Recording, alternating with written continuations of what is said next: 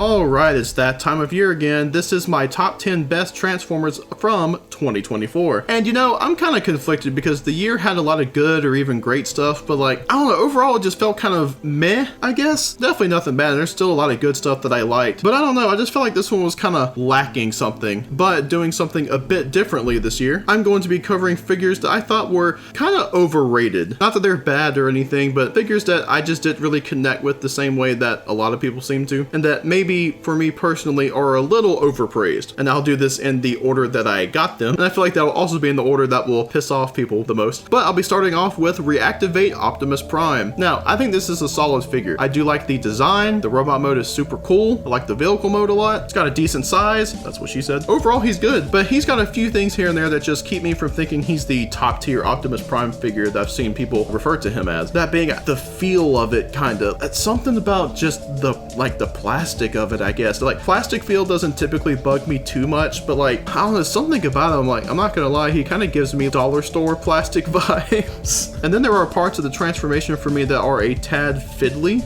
especially with the stuff that ends up on his back in robot form. And then of course the big issue that I think everybody has with him, he can't hold the damn gun, or at least he can't hold it for very long. It amazes me that not only was that an issue, but they repeated it with SS-86 Prime, who you'll be hearing about shortly. So yeah, overall, I do like Reactivate Prime, but I do feel like he could be better and that he is a little overpraised, even though he is good, I will admit. Then next up, and I'm sure this will piss off a few people, is the Bumblebee movie concept art Megatron. And you know, I will say, I do think this is a pretty good figure on the whole. I think he's a pretty damn good action figure, but my thing is, once you start getting into the Transformer stuff, because he's a triple changer and possibly even more than that if you follow the fan modes and stuff. I typically give a lot of passes to Cybertronian vehicle modes, like, you know, I like the Fallen's vehicle mode from both the original Revenge of the Fallen line and the Studio Series toy. But the ones here are kind of weak, and like the jet mode especially, because I feel like it doesn't even hold together all that well. But then in the robot mode, you know, again, he's a pretty good action figure because the articulation is pretty good. The molded details are great. I would even say the paint's pretty solid on the whole. Then like, I'll just go ahead and say it, I just don't like the design. The whole, oh my god guys, look, it's G1, remember? That does nothing for me. And then the face design is just so ugly. And then the toy, I guess maybe the size of it, it just doesn't really capture it well, which makes it look even worse. And then the fusion cannon is just borderline pathetic. I'm not even gonna lie. I got an upgrade kit for that makes it look a lot better, at least in my opinion. It does being an action figure extremely well. And you know, I do at least appreciate the triple changer stuff, even if the alternate forms don't exactly work out. All of the stuff I tend to see about this toy is like, oh, this is how Megatron always should have looked, and it's the perfect Megatron design, and I do not agree. And having this design in plastic in front of me just has done nothing to change that opinion. I just feel like opinions on the design and how that design would have worked in other live action movies kind of dominates talking about the toy, and I guess that's what makes me like it less. I don't know. It just sucks that that kind of talk gets in the way of talking about otherwise a perfectly alright figure. And then the big one that I'm sure will piss people off, SS-86 Optimus Prime. Now, let me go ahead and say, I like this toy. I actually like it way more than I anticipated, because I'm pretty sure in my reveal video that I did, I was kind of down on him. I like him way more in person than I thought. But my thing is, he does have some issues, and I feel like too many people are concerned with like this being like the big hype toy of the year in a lot of ways, and I don't know, because so many people are like, it's the perfect cartoon Optimus, and it's really not. It really is not, because he has a lot of details that shouldn't really be there, like a lot of SS-86 toys do, because a lot of them are not very cartoon accurate when you really get down to it. This looks more like MP10 trying to look like the cartoon than it is straight up the cartoon, because he has details straight from MP10. And while it is close enough for what it is, I do feel like people are just ignoring that to say that it looks great. But I'm just like, just be honest, say it looks good while it could be more cartoon accurate. And like I mentioned with the Reactivate Prime, he has the same issue with the gun handle not really fitting all that well. I do think it works better for him than it does Reactivate Prime, but it's still kind of iffy and it does fall out a good bit. And then there's some points that the articulation is kind of iffy. Like for example, I don't mind the 90-degree elbow bend, but part of me is just like, why isn't there more, you know? And sometimes the legs feel a little oddly limiting. I will say though, the engineering is cool, and for me, the coolest part of the entire figure are the blast effects in the truck mode. I love doing that. I think that's the best part of it. Of course, you can make the complaints about the trailer not doing much, but I mean, I'm not saying they're not valid, but at the same time, it's a G1 trailer. Like at this point, it's not going to change.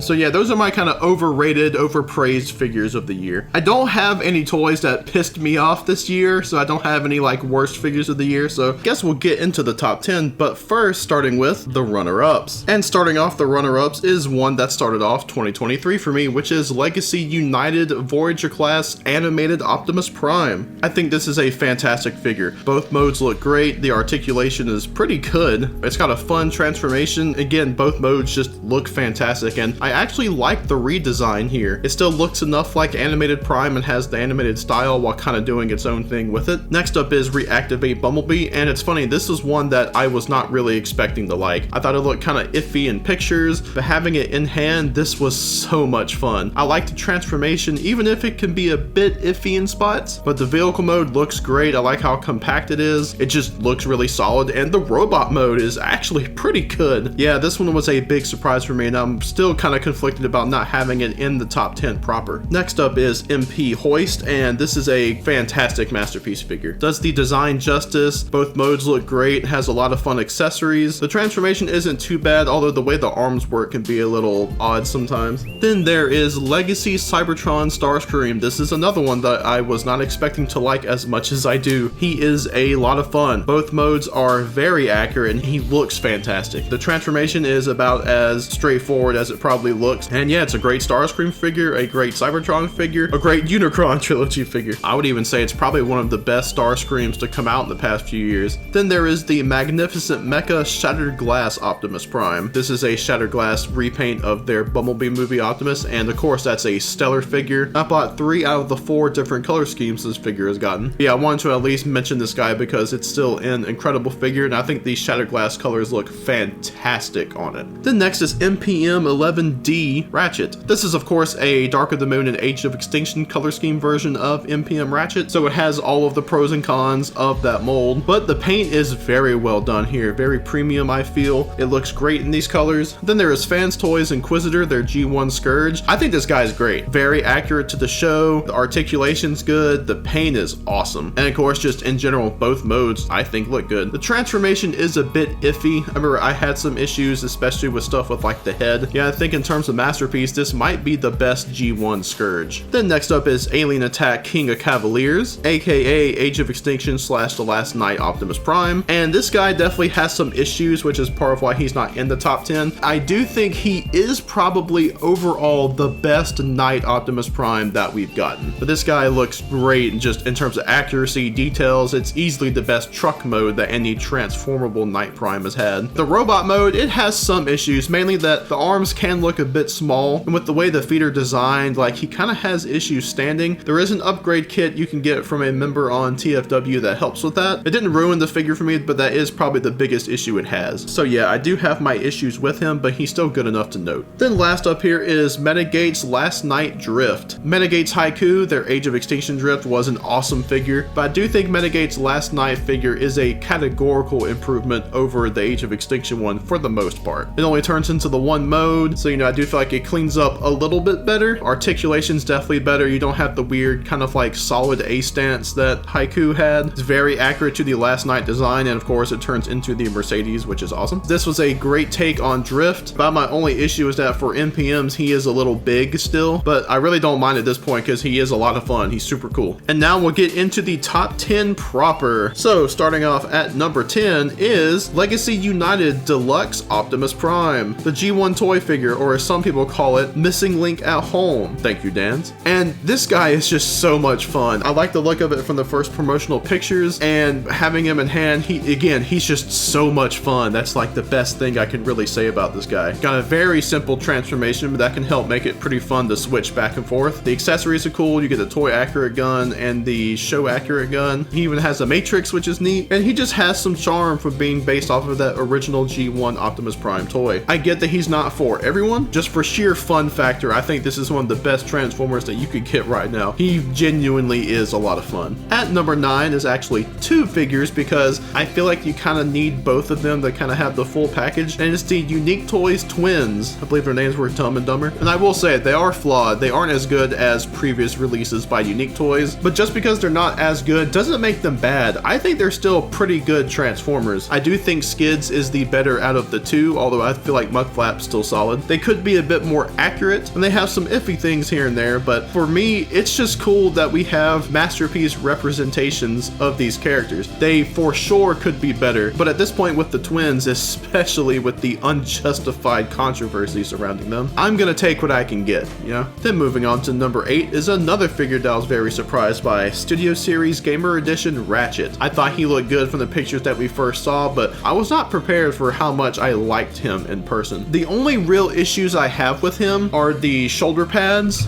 just because they're the kind that you have to move out of the way to use the shoulder articulation. And then I feel like the way his legs are designed, his legs can look kind of weird while you're posing them. The robot mode is great, it looks very accurate. The fact that the backpack can be used as a genuine backpack for when you switch out the arm for the gun is super cool. Details are great. I feel like even paint and stuff is okay. It definitely could be better painted, but I don't feel like it's bad. And then even with stuff like the shoulders and whatnot, I feel like the articulation is pretty good. The transformation I feel like is fun and complex enough. And then the vehicle mode looks good. I mean, it's accurate to the game, to that design, so it works for me. So yeah, this is an awesome figure and I highly recommend it. He was genuinely a big surprise for me and might be my favorite Gamer Edition figure. I know that's not maybe the highest praise in the world, but I still think he's pretty good. Then at number 7 is the Legacy Star Raider Thundertron. Now this for me is kind of the Thundertron we should have gotten from the start. The regular Legacy one's not bad, but I just was not a fan of that head design. So I'm glad that we got one more accurate to the Prime design, even though it has an eye patch instead of 2 normal eyes. But I think this is a perfect update to this character and this design for the most part. The only thing I don't really enjoy are the new shoulders. I wish they were spiky like the original toy. Thundertron is a character that for one reason or another I just have a soft spot for. I loved reading Exiles in the couple years after it came out, and Thundertron was being built up in that. Then of course we got the Prime toy. So I don't know, I kind of built him up as this like new big baddie, and of course nothing ever happened with him.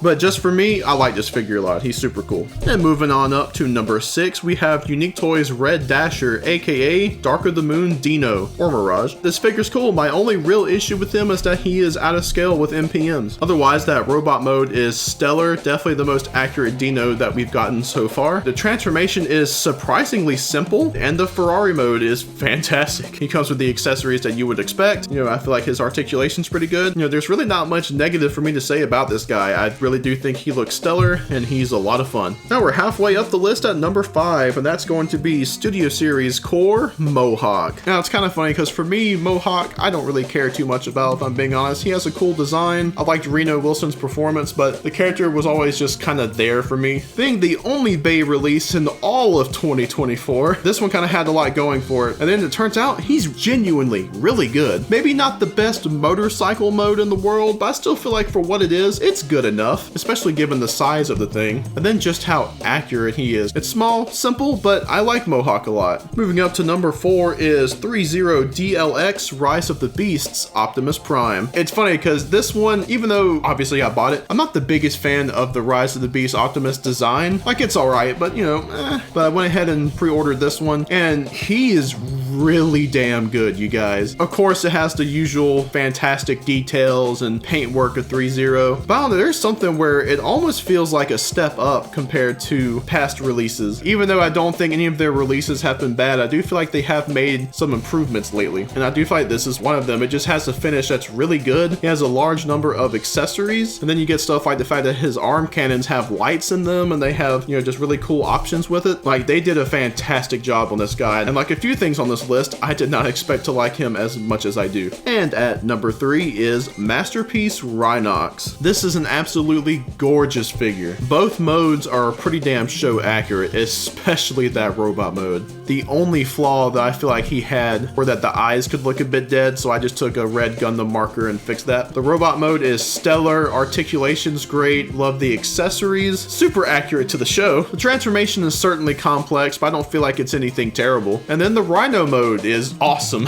I would dare say one of the best ones they've done, which is kind of crazy because I feel like even at their most flawed, most of the Masterpiece Beast Wars figures have been pretty good in their beast modes. But yeah, if you're a big Beast Wars fan, I recommend recommend this, but I feel like you probably have it already. Then at number 2 is one I got hyped for just from the pictures alone. Legacy Commander Class Magmatron. Love this guy. This was a design I loved from Beast Wars Neo. One of the few things I like from Beast Wars Neo, if I'm being completely honest. And it's cool to see such an obscure character from an obscure show get a figure in one of the biggest size classes that Hasbro has. One of the most expensive figures of the year. And the fact that it turned out so good. All of the beast modes, well, they have a couple of issues. Most specifically, was it Seesaw? You know, the water one. I think they all look pretty good. And then of course the robot mode is amazing. It definitely has some issues, like I think the head could be more articulated, but given the way everything works and how it combines from 3 separate dinosaur modes, I understand it. And the funny thing is, I feel like the weird dinosaur combined form actually works pretty well and is really damn solid. Just overall, this guy is so fun, so cool. I definitely enjoy when the Commander class does more so just a really big guy. The design's awesome, just overall he works so well. Then at number 1, this should surprise no one with me being a Bay fan, NPM 15 Brawl. God, this figure is stellar. The robot mode, about the only complaint I have is that some of the kibble from the back can kind of get in the way of the silhouette, because Brawl is surprisingly a lot thinner than people think of him to be in the movie. And for the most part, I feel like this toy is accurate to that, but some of the back kibble throws the silhouette of it off by a little bit. He could maybe be a little more articulated in his robot mode, specifically for me in the arms. But even with all that, I think he's great. The details are awesome. The paintwork, fantastic. I love all of the blast effects, man. I'm glad this is becoming a thing with the NPMs. And I love the one where it's like the missile firing out. Super cool stuff there. The accessories are good. Again, the accuracy to the CG model, it's great. The transformation, complex, but I don't think it's bad. For the most part, I feel like it's pretty straightforward. And the tank mode, there are some iffy things. Like for example, he doesn't have the gun that's mounted on top of everything, but that's because of transformation. And then of course you have that open hatch or whatever you want to call it in the tank mode. That is accurate to the tank prop from the film. But I have seen it argued where apparently that bit was covered up with CGI. Only thing is, I haven't been able to tell if that's really true or not personally, so I can't really comment much on that. But since there is that open hatch used on the actual tank prop, I don't mind, I guess. Brawl is super cool, and I do genuinely believe that this is the best Brawl figure that we've gotten. And that's my top 10 list. Again, a lot of good figures this year. Maybe I was kind of a bit hard earlier. I was saying like it was kind of meh overall, because I did have a hard time ranking some of these. 2024 was pretty good for figures, and I'm looking forward to 2025. But tell me, what were your favorite figures from 2024? Do you think I was a bit hard on some, or maybe even being too easy on others? Let me know down in the comments. And as usual, before we go, I want to thank my amazing members on Patreon. In my average bird tier, there is Schmoptimus Prime, and in my bird of prey tier, there is Austin Gillis. The channel support is greatly appreciated. Thank you. And as always, I want to give a big thanks to everyone for watching, and